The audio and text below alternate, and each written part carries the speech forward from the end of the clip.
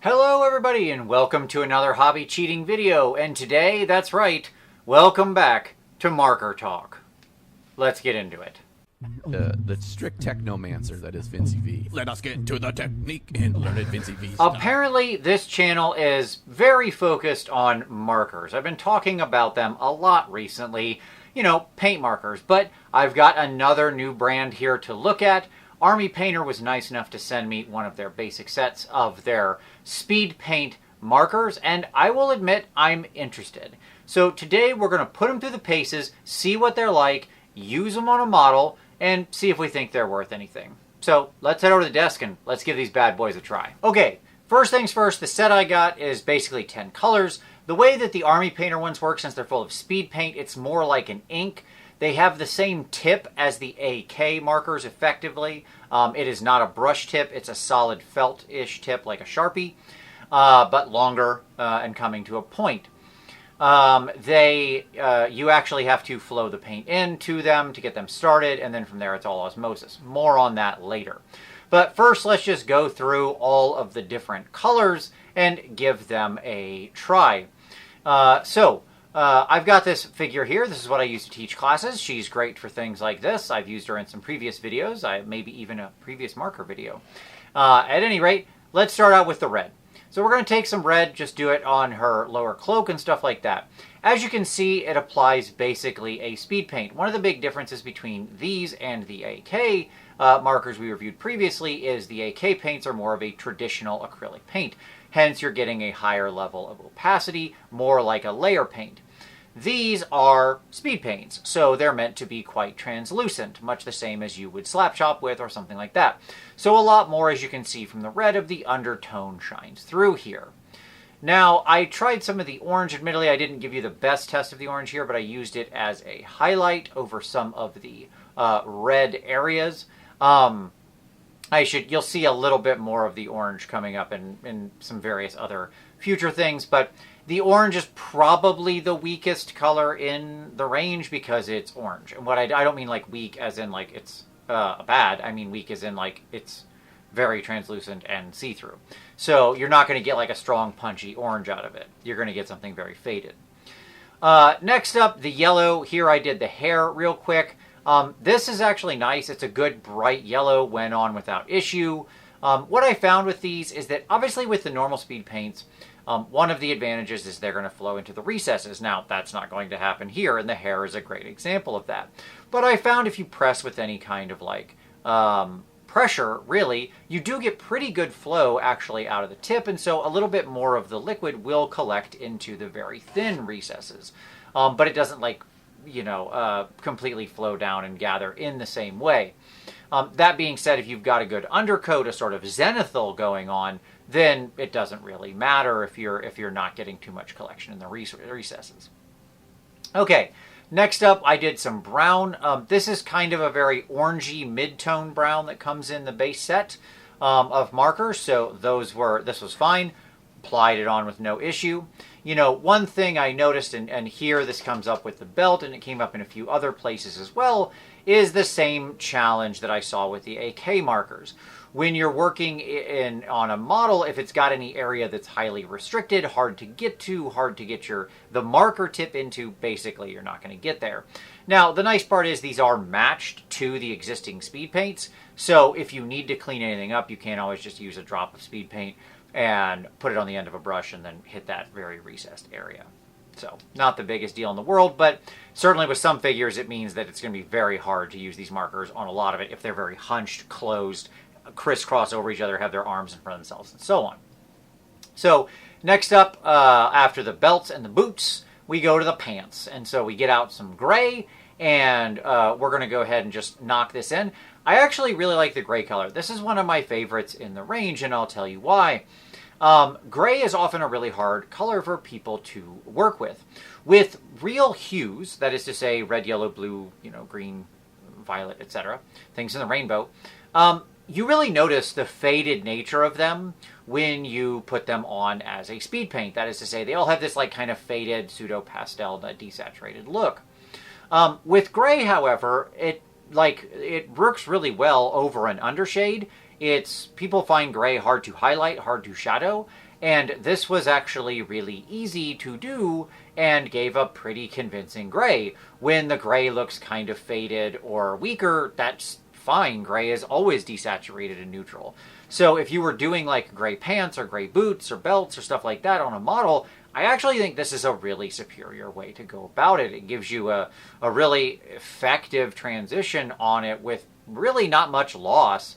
You can then just go in and add some quick texture over the top, and I think you've got an amazing effect very fast and effectively. So then we went to the blue. I'm going to go ahead and hit up her like scarf or whatever she's wearing with this blue. This is a very bright blue. It's kind of very mid-tony, like middle blue-ish. I think it's magic blue or whatever. So it's like a traditional middle blue, not too much green, not too much yellow, basically right in the middle. Which is like my least favorite kind of blue, although this is fine. It is quite light, so that is to say, applying this, I noted that it does not have a really, really strong punchy blue color. I think that the magic blue that's in the bottle is a little bit stronger, and I think that's just the effect of like brush versus the marker tip. Then I went to the bone. This one has like the least effect of any of them, so maybe this is going to take orange's place, is actually the weakest. Bone is the one that I really wasn't sure what to do with. Even if you had it strongly zenithal, this isn't doing much over the surface. So this one's kind of the one that was a pass for me in the set of all of them. You're much better off if you're trying to do like a skull or some kind of bone to just use any kind of traditional wash that's really going to effectively flow into recesses. I think you have a much better effect than you are going to out of this marker. So I used it on a little bit of I tried it on the skin to see if I could get like some kind of white effect with some brown shadows. It kind of worked as a replacement for this, but there's really no skin color in here, so we'll talk about how we solve that in just a minute. Last up was the metal, and this was a strength. Now, I am an unabashed fan of speed paint metallics. Speed paint metallics are great, incredibly finely ground pigment. Alcohol in the suspension uses aluminum as the base for the pigment, so like everything I like. They are also quite naturally translucent in their bottle form, and I found a very similar effect here. The only metal I had in this set was polished silver, but it was very bright. It applied without issue and was good to go. So, great.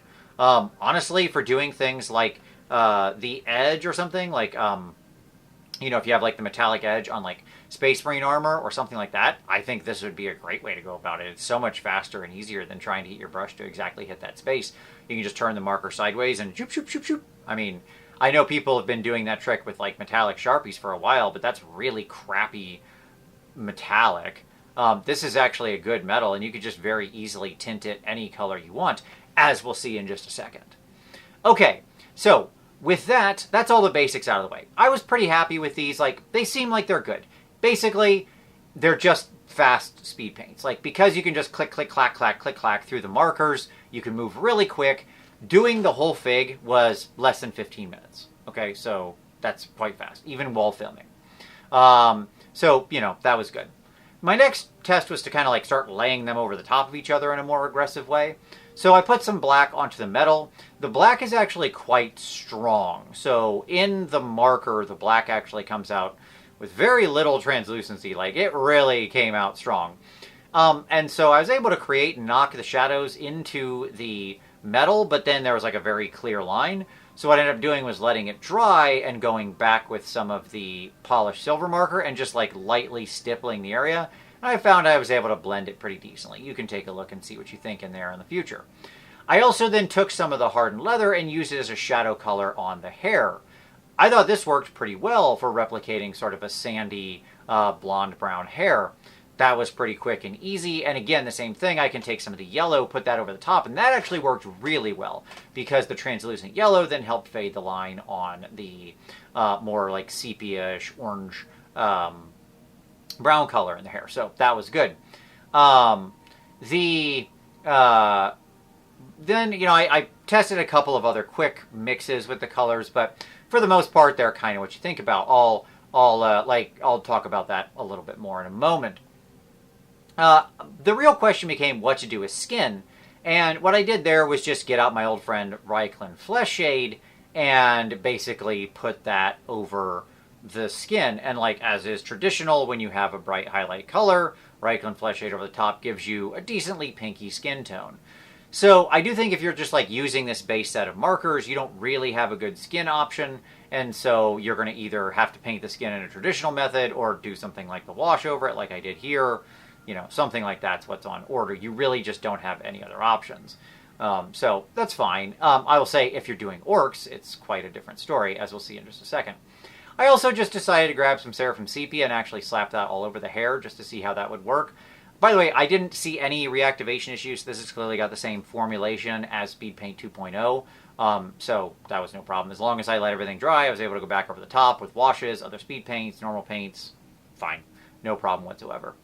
I realized I didn't test the green, so I thought I'd give you a little hint of the green here. It actually is quite a nice color for the base of like orc skin, which is what it's called.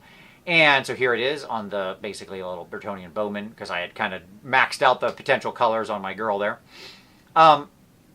And all in all, it was, you know, pretty reasonable. It's quite strong. So whereas the blue is pretty weak and translucent, the green is honestly pretty strong. Like it has a much higher opacity. All of these are translucent because they're speed paints, but that one's a lot stronger, so be aware of it. It needs more of a zenithal underneath when you're working, like if you're going to do your orc skin with this or something like that, okay? All right, so that's how they all painted, right, as it were, painted. All in all, I found them to be pretty fun, pretty fast, pretty easy. You can do lots of other things, I think, with these because they are speed paints. The bottles are obviously more versatile, okay? I use Speed Paint 2.0 all the time, constantly. But usually not as my base coat or to start. I use it to finish. I thin it way down. I glaze with it with a brush or with an airbrush. I think it's incredible for adding filters and rich infusions of saturation and color to things. That is something you can't do with the markers, right? These really are a tool with one purpose, and that purpose is for applying basically a quick speed paint slap chop to a model. And it does that job well, but understand that they are limited in that regard. A couple of other tips on their usage. First of all, you will want to store them upside down. So when you have them, like I got this little thingy off of Amazon, I'll throw a link down below for it. It's like very cheap and simple. I use it to store all my markers in. And you can see the markers just drop right in there. It just holds them in place, and I have this nice little holding thing for them. You want to store them upside down so that the ink is flowing down and the tip never dries out. So just a little quick tip there. When you're loading the paint, if you read the instructions in the box, it tells you you're supposed to take the tip off, flip it over, and then push and jam the tip into the top of the marker cap and basically sort of pump at it or hold it until the paint flows down into the felt tip. That is dumb because that damages the tip. Like they have a decently sharp tip, but if you start jamming the thing in there, it will not work. So instead, pop off the marker and hold it against the side as you see me doing here, and that is how you actually make the paint flow. It'll flow down in there, and bonus, you will not damage your tip. It requires you to be a little bit more careful and clever with how you do it, but it will be a much better usage of the thing in the end, as you will then be able to do like actually pretty decently sharp lines with the markers. So that's nice. Like with the black, I was able to actually draw some reasonably thin lines in between the various armor plates and sections with the tip of it. So that's good. We talk about a couple of interesting combinations here because you can layer these on top of each other. Even though you've got a very limited palette, you can't mix them, but you can layer them. And since they are quite translucent, laying one color over top of another will produce interesting effects. So for example, the orange over the yellow, if you want to just basically shade your yellow, create glazes, that's a good way to go, say on your Imperial Fists or anything like that. You've got the yellow, bone, and brown. These three work actually pretty decently together. Again, the bone is like very weak, but it can be a very soft glaze onto like your yellow, or the brown for the full-on darker shadow for it. A lot of other colors will work well with that yellow. At the same time, something like the brown works really well with the with the red. So if you want to draw a more earthy red down in there, you can bring that down in the shadows and it will give you a much more desaturated, earthy looking red. So all in all, pretty good. Final note on the black, as I said, is I found it to be, quite strong in what it was doing.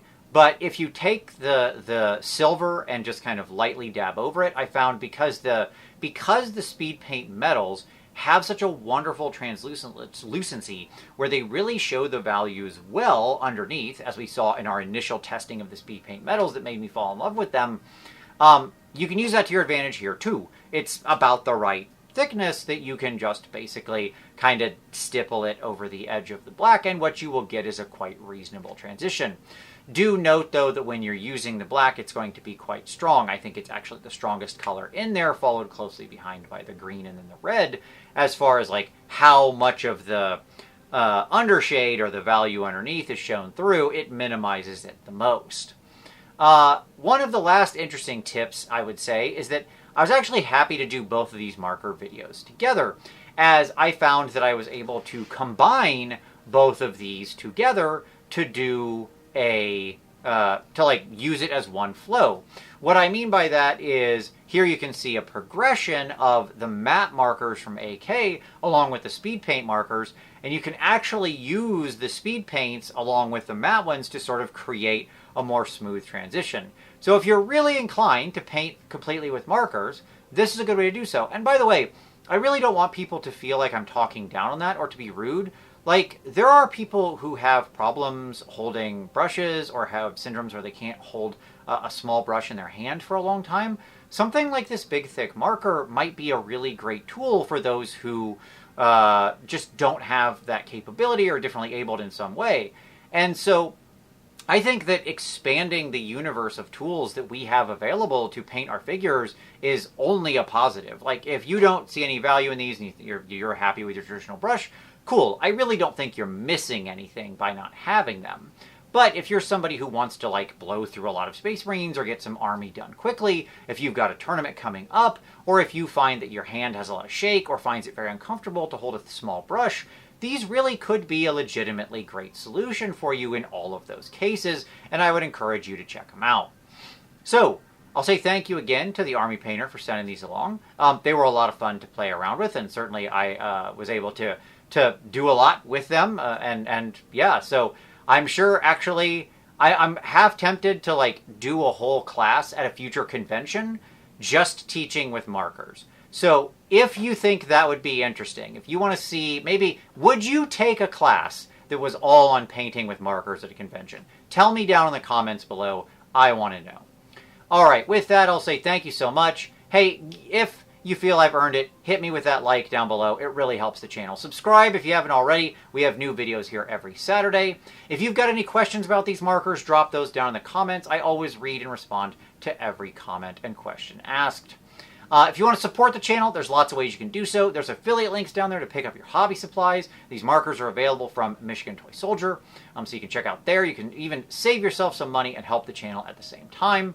There's also, of course, the games I make with Uncle Adam, so you can check those out. Our newest zine is going to be coming soon, so stay tuned for that. Also, of course, there is my other podcast, my indie wargame podcast with Uncle Adam, Snallcast, that's linked down there. There's my RPG podcast with Ninjon, that's down there. All the Vinci Cinematic Universe you could want. And finally, there's our Patreon, focused on review and feedback and taking your next step on your hobby journey. We'd love to have you as part of the community. Thank you so much for watching this one, though, and we'll see you next time.